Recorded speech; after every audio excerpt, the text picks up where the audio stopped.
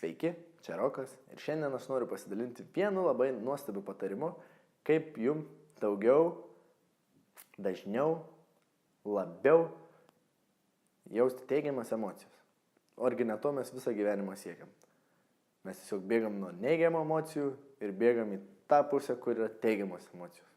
Taigi pradėkime. Pirmas svarbu žinoti, kad emocijos nėra kažkokia gamtos stichija, prieš kurią mes neturim visiškai galios. Ne, mes galime valdyti savo emocijas ir jas kontroliuoti. Tai nėra kažkoks tsunamis, kuris tiesiog ateina ir mes esam bejėgiai prieš jį. Ne, pirma ir svarbiausia žinoti, kad mes kontroliuojam savo emocijas. Antra, reikia žinoti, kad emocijos turi įjungimo ir išjungimo mygtuką. Nebūna tokios prieblandos, kad ar mes truputį tik pykstam, arba mes pykstam, arba mes nepykstam, arba mes laimingi, arba mes nelaimingi. Ir svarbiausia, trečia, kad emocijos dažniausiai mes sujungiam su laiku. Tai yra, kad žiūrėdami į praeitį mes matome liūdesį ir kaltę, atsisukę į ateitį mes matome nerimą ir baimę. O kur yra visos teigiamos emocijos? Teigiamos visos emocijos yra čia ir dabar. Jeigu mes norime pajusti daugiau, išgyventi teigiamų emocijų, reiškia, mes turime būti dabartyje. Džiaugsmas, laimė, meilė, taika, visos šios emocijos patiriamos tik tai dabartyje, tik čia ir dabar.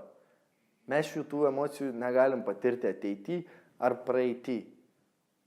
Ką dažniausiai žmonės daro, kad jie nukelia savo teigiamas emocijas į ateitį.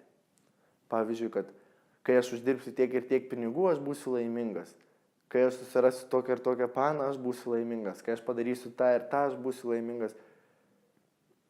Visą tą savo teigiamų emocijų bagažą mes tiesiog paimam ir išmetam į ateitį. Į ten, kur mes niekad ir nepakliūsim.